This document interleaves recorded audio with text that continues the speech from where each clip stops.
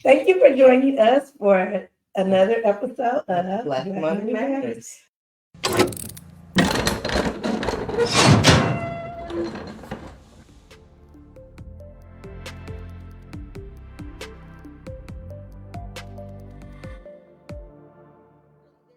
We're humans. And we've got diversity within it. Say there's diversity, But they said that they were targeted, Islamophobia, like they were targeted. And so they said your words put a target on our back. Your words, President, and we want you to apologize. Didn't come. But the Black students, same thing. So they got spray painted on a sidewalk. On the sidewalk. And I just say the word. I know people don't like it, but to me it's violence. And so you need to know what the violence says. 4 times. Spray painted.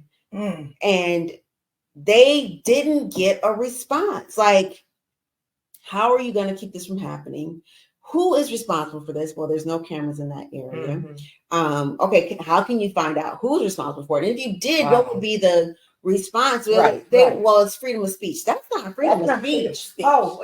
Oh, I'm sorry. I'll let you finish. Let me put this down. They said that was freedom of speech. And so they met first with your homegirl.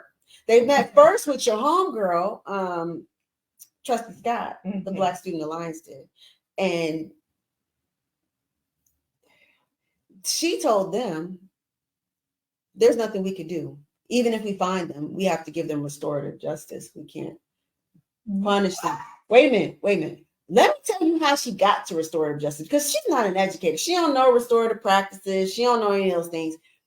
And I don't know if you're gonna put this in the thing, but I'm gonna air it out. Right. She's a soror. She's a Delta. Okay. She graduated from MSU, so she was made at that chapter. Backtrack 6 months prior to that conversation that she had with those students. I got called into a meeting because the AKAs and the Deltas had a fight. Right. The AKA got the worst of it. I think her nose was broken. The Delta had a shattered eye, something. It was a bad fight. But she was in the meeting, and they called me, can you please come into this meeting? And I thought maybe the administration was trying to be heavy-handed with these students. And our enrollment is declining, right? Our graduation rate. Let's figure out what we can do. So they called me in this meeting. It was her.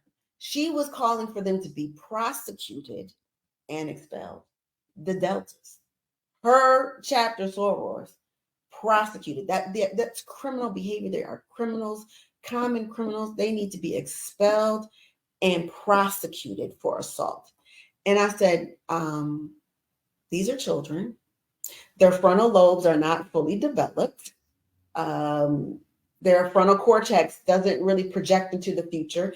It's a high adrenaline situation when you're fighting, right? We should try, and these are the leaders on our campus, the Black leaders on our campus. We need you, particularly Brianna, need to go talk to your chapter sorors, and you can admonish them there. But at the end, we need these folks to come together. Right. And so, no, they don't get expelled. I mean, I don't know what you can give them, but they don't get kicked out. We're literally hemorrhaging Black students, and these are the Black leaders on campus. You want to give them restorative practice. You want to give them some restorative justice. You want to mend the breach, right? And so that they can be the leaders that we need them on campus. Fast forward 6 months, she tells those Black students, well, we can't expel them. We just have to give them restorative practice. So nobody said, we're going to try to get a camera right there. We're going to try to make sure you're safe. Even if we can't find them now, we're going to try to put some preventative measures in place. No. And they really just asked the president, because they are going to put up cameras. And that came after the shooting, right? There's a lot more camera security. But they asked the president to denounce racial violence against Black students, because there's been multiple attacks, right? In social media, like there's just been attacks. And she refused. So that's what they said. We've been begging you all summer. Right. I heard, and that's why Black students are going to HBCUs, not because of the standards, because we need somewhere we feel safe. When you send your kids to school, they need to be safe. And that's part of your DEI plan, right? Safety, inclusion, by the way, is not just diversity. You don't just get to herd us in here, and then we have the lowest graduation rates, right? We have the highest debt to income ratio when we leave here without a degree because of the debt that we'd have incurred without a degree when we got here. That's not what diversity, that's not what inclusion is. Inclusion means the institution changes so that you can thrive in that space. That's right. And they want the diversity because they want the money, but they don't want the equity. And they certainly don't want to change so that students can feel fully included, safe, and that they belong. But I hold them accountable to that, and here I am a bully. Well, okay, I'm going to ask about something else. Okay. So tell me about the Hitler issue. Again, a lack of accountability, right? So I mean, it was one thing. But you see what happened. Hitler came out. And 2 days later, I was a news story. That Jumbotron incident didn't last because it got supplanted by me. Right? Because who you can't really brush under the rug and say shoo, go away for months. Right. Are Jewish students who have several generational networks at MSU and institutional support. So you couldn't do that with that incident that you did to Black students or Palestinian students who don't have those same networks of support. That, when I said, so who is responsible for this? Right. And they said a third party vendor. Okay, who's a third party vendor? YouTube. YouTube. They said we're not going to use YouTube. It was so they put in the press there was a third party vendor that we will no longer be using. Okay, so in the meeting, who's the third party vendor? Well, it was YouTube. Wait a minute. YouTube comes back and says they don't even pay us, didn't ask permission to even use this. So you just blamed it on YouTube in real life. So who was running You said in real life? And they be thinking I'm gonna be like, okay, cool. YouTube. And I do think maybe they think I'm slow. I don't know, but that doesn't make any sense to me. So who's gonna be fired for this? Well, you can't fire YouTube. I guess that's what they said. I said, who ran it? And didn't vet it. Who ran it? And did not vet it. Right. Because later than us. Oh. We could have had the disclaimer and had it. No. So now, well, we don't know if that person was set up, the person who ran the YouTube, that maybe it was planted and it was a setup. Okay. All right, so nobody has been fired. I mean, and well, let me say, you had some sorors come and speak up for you as well. Yeah. I mean, it was just so nice to see that day. What do you think will happen at the next meeting? I mean, the shenanigans. You never know. You never know. So part of this. So again, I'm collateral damage. They see me as a pawn, somebody to move around, right? They didn't know that I've been doing work in communities that would then show up. And it showed that you had been doing work in communities that showed up. Now, they didn't know that. I don't know who the Lansing insiders are. I don't have a clue, but they said Lansing insider crew. One of the speakers got up and said the Lansing insider crew wants her gone. Well, so I would just say one of the agendas is, we just talked about this, right? Education is so powerful. And Black people have struggled for education since we got here. Right? Since they brought us here, we stole literacy. Literally stole it. Right. You wouldn't give it to us, we're going to steal it. Exactly. Because we knew the power of education. And so is it any wonder that we're the lowest performing, lowest served in any of these educational spaces? It's on purpose. It's on purpose. And so I do understand that there's a stronghold on education to keep it very exclusive and to keep people like us out. So that's one agenda. But the second piece is Lansing is really not, so it's, Michigan State is a Lansing school. It's it's Right. in East Lansing, which is right there with Lansing. There's no Right. to me, there's no difference. But it's run by the state legislature. It really is. And so Diane, it was a natural transition from the House to a trustee because they're all the same people. They're all the same actors. And if you think about the state of Michigan, who runs the state? It's Diane, Stavanaugh, Gretchen, Jocelyn. They're white women. Right? So I don't look like what leadership should be. Yes. And so traditionally, I'm already a problem. But I'm also from Detroit. Right. And so I'm not a part of I've been to the country club once when I had someone threw a fundraiser for me there. But I don't have membership at their country club. That's like a big deal for them. And I'm just going to put it out there because I'm already on 7 pages. Right. So yes, you are. Michigan State is a mom and pop shop in real life. It's like a little honeypot for a lot of business. Again, I give you a contract at Michigan State. I give you the RFP, so you're the only one, and you bid the lowest, and you get it, and blah blah blah. And then you're gonna give me a contract, That's right. or you're gonna have your friend give me a contract. I don't have any of that. Politically, Black people don't have that kind of range. No. We don't have that reach. And that was one of the issues because I said we're not doing no bid contracts because you keep giving them to the same people. And when you put those kinds of things in place, people get angry. Yeah. You also said Multi-million when dollars. there's a big contract like the service lines, we're going to break it up so that some of those smaller Local.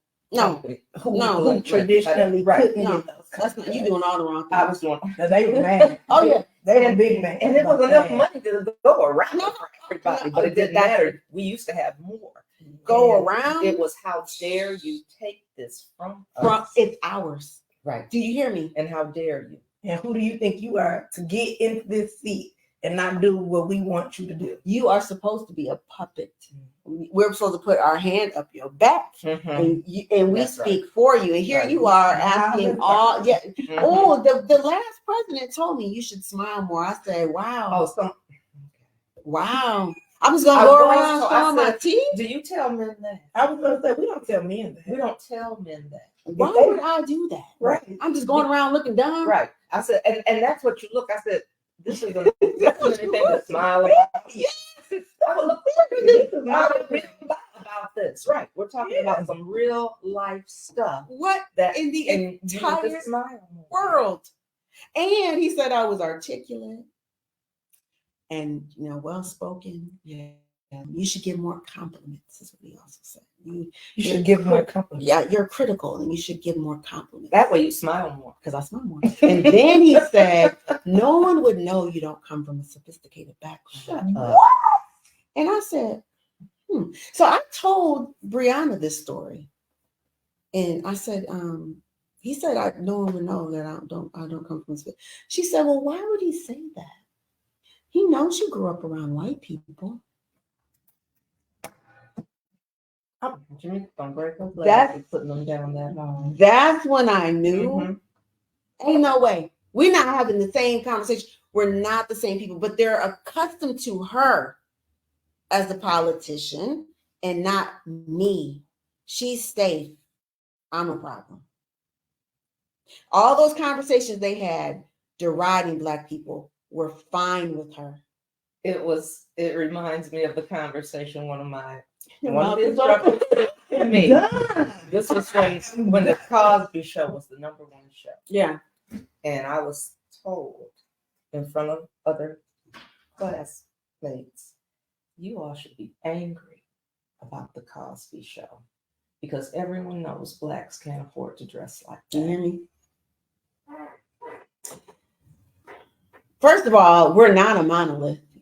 And secondly, when he said you don't come from a sophisticated background, I was like, wait a minute. What, because I think we're the epitome of right. We first of all, and I grew up in a small rural white town. She thought that's what sophistication was, just that you have proximity with white people. And why would that be? Because we're the trendsetters always. The black print. Do you hear me? We're the black print. That's right. I've been to 30 countries. You know where we've been? In every of those Latinx, Asian, European. Our presence in all those countries is undeniable and indelible. Like there's no place we haven't permeated. And when I say permeated, I mean dominated. Yeah. Like you can't go anywhere where black people aren't. Black Americans are not. And our influence. Can take nothing and make. Did you hear me? A beautiful something. Make a way out of no way. No way. $1 out of what? That's right. 15 cents. A dime and a nickel. And make it look well. Make it a trend. Absolutely. Did you hear me? That everyone wants. They were selling at Saks Fifth Avenue. They were selling satin hair bonnets for $90. They were calling them yoga bonnets for $90. $90. I said you could go to them. It's $1.99. It was the same thing, but it was now. And and put them on at the yoga studio. Meantime, pumpkin. Right. And meanwhile, and in Houston, I got a set. You can come out. Just go to Beverly Hills. That's how they selling them. But meanwhile, in Houston, right, where there was a black principal woman, she said there's a dress code for black folks, for parents, and hair bonnet. Oh, they couldn't come to the school. I read that. And they sell them in Beverly Hills for $90. Wearing them to the yoga studio. You hear me? But you couldn't come up to the school. Oh my! We got a lot of work to do, but I keep thinking that education is where you start this work. We have a lot of work to do. You're ready for it, aren't you? I'm ready. I'm not quitting. They'd have to. And I heard you say that. I'm not going to quit. I said, I am not quitting. I'm not going to quit. Both of my parents died before I was elected, and they instilled in me. My mother wouldn't let me quit anything. She just wouldn't let me do it. I had to run a whole season of track, miserable, because she said, you started it. You're gonna have to finish it. And so, one, I'm not a quitter. But secondly, you can't do this to me. If they had known anything, this is why we're not the same. Black people are not the same. Exactly. And you're looking to me to be what you thought was the prototype for black politics. But if they had just figured out, and that's what whiteness does, right? You don't have to look at other people and figure them out and have relations, because all you're doing is buying them. Everything's transaction.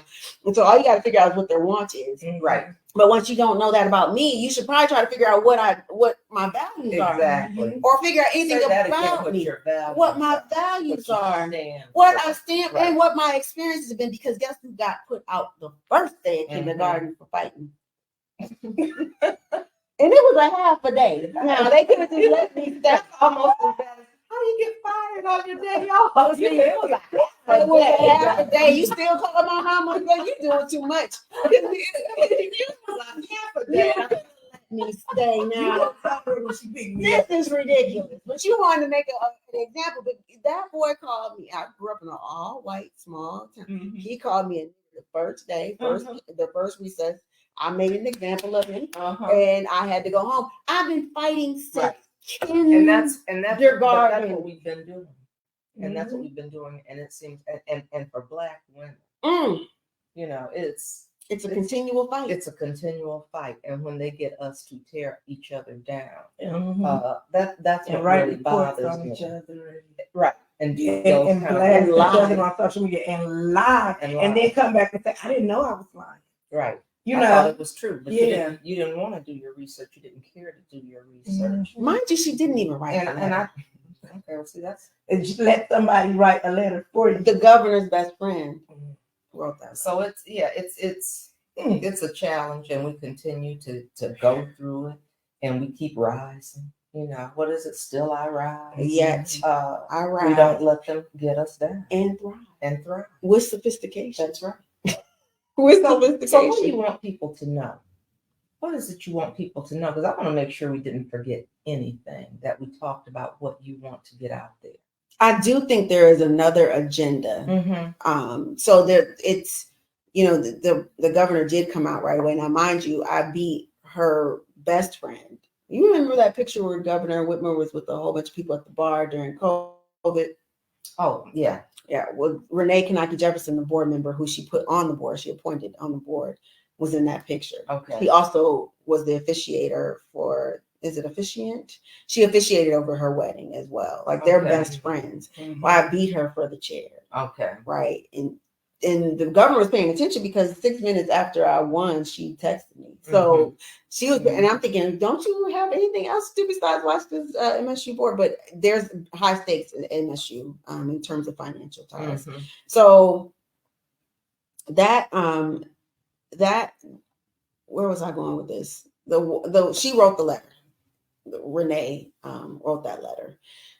She also was the one who caved on not having a Black voters resolution that I tried to get passed. They said, a lot of our donors give dark money to suppress Black votes, and so we can't allow this resolution. Mind you, this is a Democrat board. Okay. Right. There's one Republican and one independent. The rest are all Democrats, but they decided that they weren't going to pass this Black voters resolution. Just saying that we want Black voters to be able to vote. That was blocked by that same woman and Diane Byram, and of course Brianna just went along with it. But yeah, these are so the governor came right away and said, I want to be able to appoint these boards. Wayne State, Michigan, and Michigan State University. I want to be able to appoint these boards. So the mayhem, the mass confusion of what happened was her entree into saying, this is why this is why I appoint. Yes. So that was one agenda. And I think there's all these other agendas about her kind of having a broader overreach over education. And so that was one agenda. The second agenda is Diane Byram wanting to keep this president. This president who, again, said I was challenging, and maybe I am, right? I think the board is challenging. What she did say was the board is challenging. I would agree with her. But it was in response to the question about, has it been challenging to work with me? She said, well, it's been challenging to work with the board. Okay. I would agree with that. Different. I would agree with it. But people know what she means. That's different. Right. Because I'm bullying her. Right. The allegations say I'm bullying her. So am I? Okay. So the Detroit Promise, for example, is a promise, right? It's literally a promise. She was the provost at the time, and a parent emailed me and said, my daughter got into Michigan State and she can't access the Detroit Promise. And so I, asked some questions. What's happening? Well, she didn't have the minimum SAT score to get the promise. The SAT isn't required for admission into Michigan State, so why would it be, to be able to access a promise? Right. Particularly when we're not graduating folks and they're leaving here with debt, right? Why would you make this a gatekeeping mechanism for Black students coming out of Detroit? And I said that SAT requirement needs to be lifted. I mean, it's not even required for MSU admission. Well, we have to have rigor. The rigor is getting admitted. Right. For 2 years, I said over and over, that needs to be taken off. That needs to be taken off. That's a gatekeeping mechanism. You need to take it off. Would not do it. So when I became chair, I sat down with her and I had a list of things that I wanted to address. And that was on the list. The list was about Sanjay Gupta, which I'll get to in a second, but this requirement needs to be taken off. And if it's not by the fall, particularly when we just had a low enrollment, right.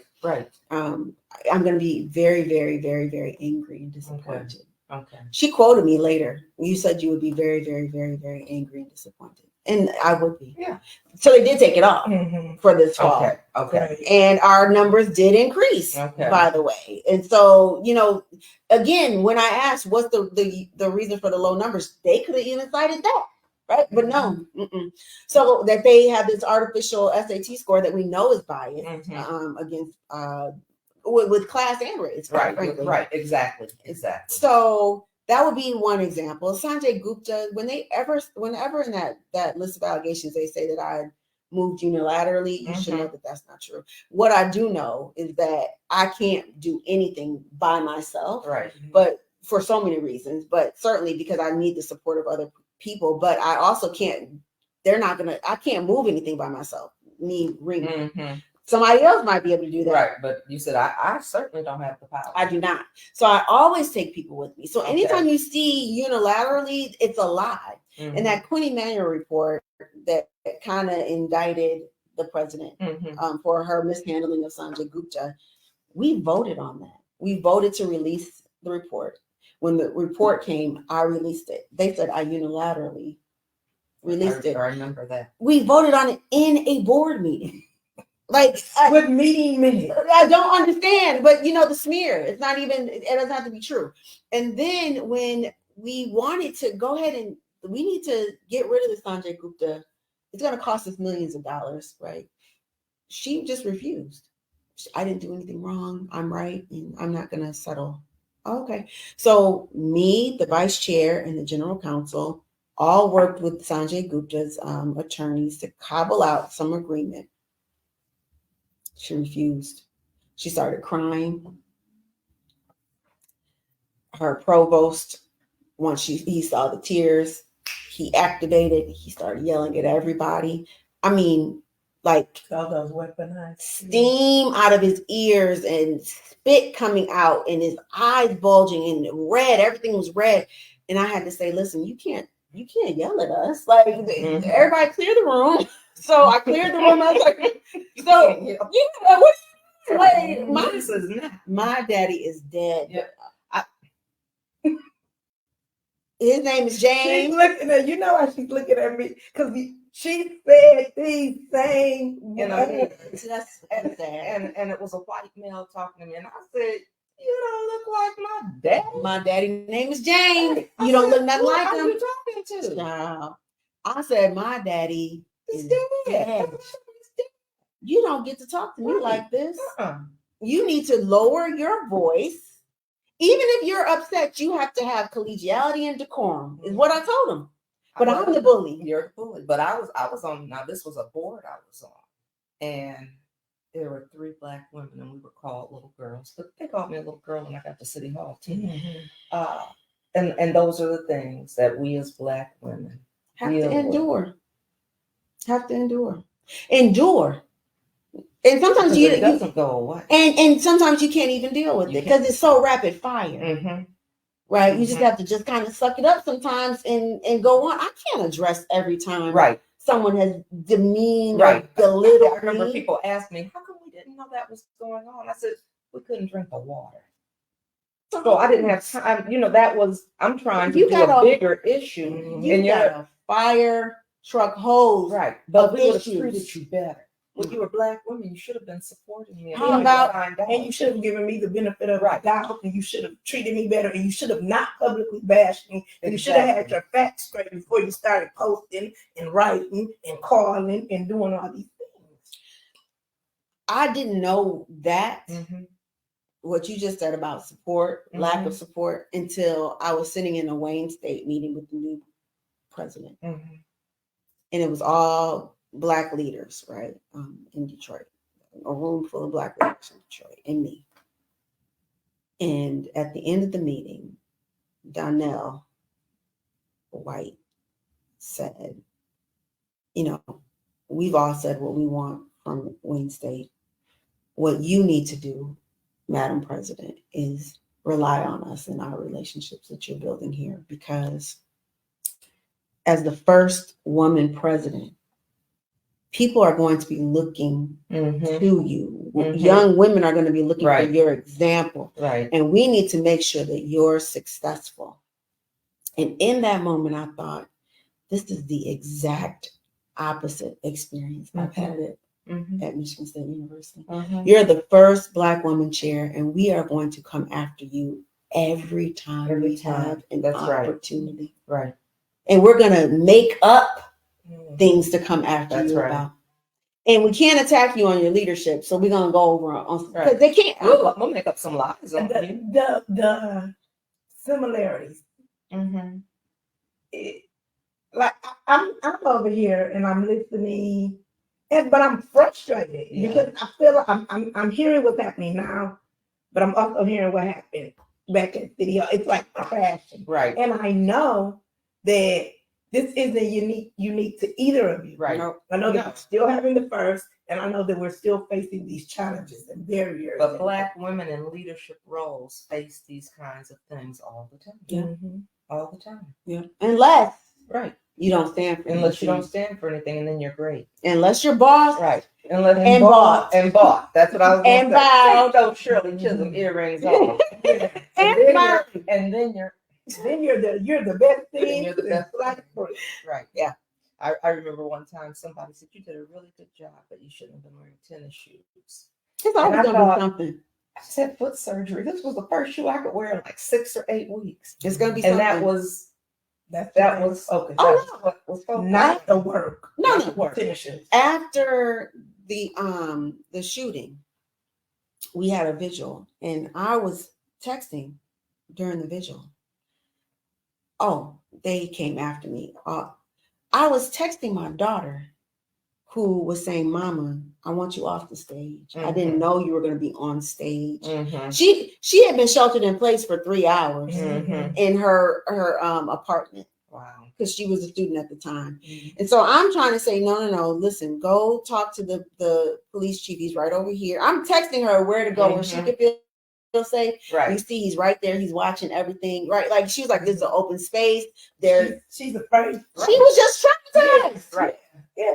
They But- critiqued me up and down. Didn't even try to figure out what I What was. was going What on? was happening? Yeah. You know what I remember? I remember us doing the cleanup.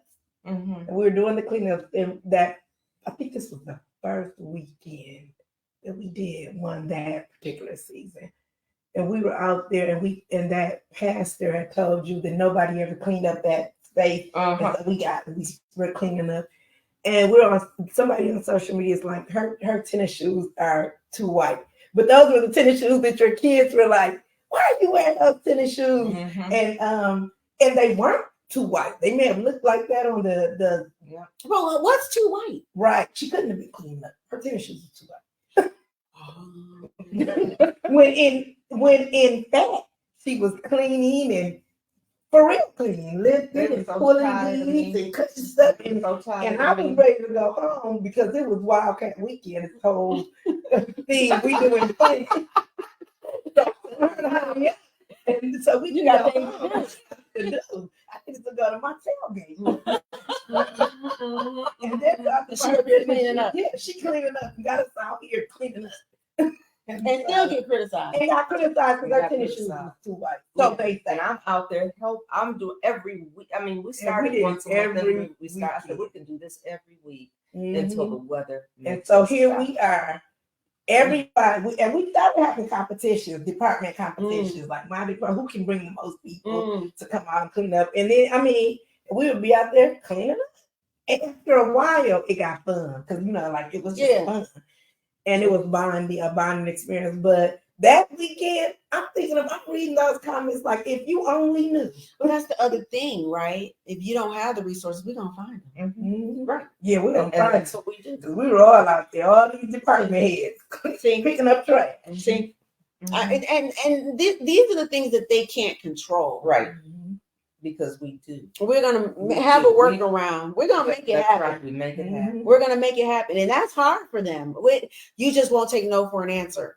No, actually, I'm not. I mean, we got Not to on figure this, it we out. can figure this Right. out. We can figure it Right, out. We can figure it out. And so, is that all bullying? Yes, but really, honestly, I go back to what I first said, that you even dared to open your mouth. Right. And I always think they're saying, Right. little girl, Mm-hmm. Because they are. that you dare to open your mouth Right. is an affront. That's right. It's a problem for us. So I know that I'm collateral damage. There's a lot of agendas. The president, though, Diane Byram, needs her to continue to be the president. So she's trying her best. You can see it in the news right now to just fail the search, right? Because her retirement's at stake. So if I've got all these contracts and people have contracts and folks have contracts, my family members and my friends' family members all working, this has been my little mom and pop shop. How can I groom a new president within the year? Because she only has one more year. and then she's off the board. Okay. How can I groom a new president within a year Mhm. to keep all my stuff alive? And so that's where you get a Melanie Foster and a Joel Ferguson, and then you get a Stamina, you get a Gretchen, which all these people weighing in because they needed to stay the way it is without any interference from someone who is new.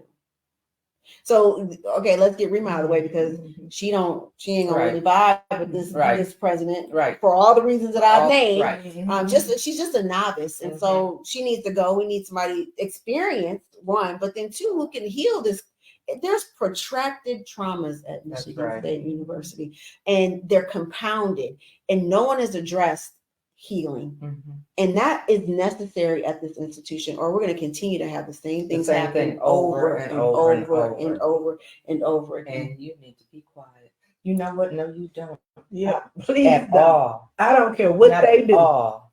What did you tell them when they said, "What can you do?" When you were running? Yeah, I know, because they said, "What can you do? You have no power," because we had the state takeover, and so they had taken the power away from the council and from the mayor. I said, "But I have a voice." See, I said, "No one can take that voice, and I'm going to use it. I'm going to use it." Yes. I said, and when they tell me that this can't happen and we can't do that, I said, I'm going to be in front of every media outlet I can be in front of. Do you hear me? And I'm going to let them know, here's what I think needs to happen, but they won't let me. See? I said, no one can they take don't your want voice. that. And no one can take your voice. And people, actually, your voice got amplified because those people, they showed up for and spoke. And they spoke for you. And so your voice was amplified through them. And it was just wonderful. It was beautiful to watch. We're going to continue to watch. Oh, Will you come back? I was going to say, we need to continue this conversation. And we need you guys to pay attention. Right. And you need to share. You need to share. Share, like, follow, and pay attention to what show up at those medias. Yeah. Make sure that you are defending and educating out there on social media. And when people are talking to you, we need to pay attention. Right, because we get caught up in the athletics. You know, we get caught up in the football games. Yeah. We get caught up in the basketball games, but we don't pay attention to what's really going on. And politically, this is where we need to be. We need to be. So even if you don't know me, right? You didn't know me, but you knew what that experience looked like. It was super familiar. Yeah. Because they don't have a new playbook. Right. No. These are all the same plays. No, it's the same play. And we keep getting played. And we keep getting played. So to me, we need to wake up. And you have to, once you recognize the game, you got to call it out. So even if you don't know me, well, maybe she did do something. You know, I've seen all these. Well, we don't know. I don't want to jump out and defend her. You don't have to defend me. Right. You should defend the process. Exactly. That you know that they jumped out here and asked me to resign without an investigation. Right. You should have known at that point, okay, let me call Debbie. And that's let me call That's Gretchen. right. Let me call Diane. Let me call Jocelyn. Let me people, call these people. You all can watch this. I mean, you can go online and watch the meeting. Yeah. That's what I did. So you can educate and inform yourself because it's there. You don't have to go down to East Lansing and be there. You can watch this. And ask yourself the question, why do they want her gone so bad? Right. That 10 months in this role. Right. Now they elected me. Right. I didn't get this by default. They elected me. Why all of a sudden did the attack come rapid fire? Right. Pay attention. You better keep your eyes open. And I know that we stay well. I know that we've gone over time, but I do want to ask one more thing. Go ahead. What can we do to support you? Yeah, one, stay ready so we don't have to get ready because I feel like we're always flat-footed when these attacks happen to one of us, and we should have a concerted, coordinated response because they're organized. You saw that attack was boom, boom, boom, boom, boom. The whole week they had, I mean, article after article after article after article after, person coming out. They literally had a coordinated attack. We needed a coordinated response because this won't be the last time that this occurs. No, it won't. It won't be the last. So you weren't the last, and you weren't the last. Right. You were the first. You were the first getting in your positions, but you aren't going to be the last to be vilified. Yes, so we have to be coordinated. Yes, we have. So people who know need to come together and organize. And I always think about this in Michigan. There's a strong Black powerful base that I don't think is being organized. Mhm. And I don't know how to do that work. I don't know how to do that. Mhm. Even I mentioned that Detroit meeting, there were different Detroit meetings because some leaders don't want to be in with other leaders. Right. So Yes. we got to get past We've this. got to get past this. We got to get because- past this. Yeah. There's work to be done. There is. And there's collective work to be done. Mhm. And while we're out here trying to think about our individual, Well, yeah, that's ground. that's never been who we've been. No. Rugged individualism is not going to ever work for us. We We are. always have to be in the collective. I was going to say, and that's how we did things, and that's what made us so successful and thrive. Correct. As people. I always Yeah. go back Collective. to Jim Crow. Mm-hmm. During Jim Crow, where we all had to be We had to. self-dependent, Right. right? We had to be in community, Right. right? We had a higher percentage of PhDs Mhm. than we have right now. Mm-hmm. That's because we had people who cared about us, who saw themselves in us, right? And saw that we were interdependent. Then you get these people now who think that really it's going to work for them to be out on their own. No. It doesn't. No. So I don't know how to do that. You more seasoned people than me in this But game. having we need to have these kinds of conversations. We need to be talking about these We need to kinds support. of We things. need to always ask why. Like Right. you said, why? But I think we gotta have. Okay, they came for this person. Let's figure out how we're going to respond. I had people call the governor. Mhm. I had people call the senator. Mhm. I had people call Diane. I had people call Brianna on my behalf. Mhm. People I don't even know. Mhm. They emailed, they called, they sent smoke signals. They were like, "What are you doing? Okay. Right? Stand down." Right. Right? Like Right. and they talk about due process a lot, but due process is a criminal investigation. So I don't use that language, but an investigation. Right. Right. If I welcomed that, and so why not do that before you ask someone to resign? And again, what are you doing? You don't have other things to do in this state besides come for a Michigan State University volunteer, Right. right? Volunteer. Everything Volunteer. Yeah, you coming Right. for a volunteer. And so people did make those calls, but we have to have a coordinated response where we're holding the people that we elected accountable. Mhm. And then the third thing would be get to know me, right? Like, sure, you might not know that I'm, upstanding individual, blah, blah, but do your homework. Right. I got receipts. You can, as much as my husband always says, a lie will travel around the world before the truth gets out of bed. It will. Mhm. Yeah. But you can find the truth. You can find All you have to do is look if for you're it. looking. I've got receipts. If you're looking. I'm not new to this. I'm Right. true to this. Right. I love us, and I want us to succeed collectively. If you look me up, you're going to see it. Because that's how we're going to. That's how we succeed as collective. Yeah. And so I would say, don't be so quick to believe the worst about us. Right.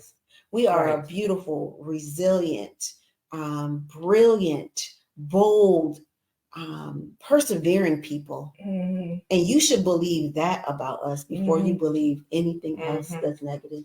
That's beautiful. That's beautiful. And that's a good note to end on. It is. I mean, it really is. It is. It really is. So So pay thank you. attention, y'all. Right. Thank you so much for joining us. Thank We you. hope that you will come back. Right. Keep following the story. Please Sure. do. And we're gonna. And we're supporting you. We have your back. Oh, thank you. So, thank you guys for joining Yes, us for on this another episode. episode of Black Money Matters. Have a good one.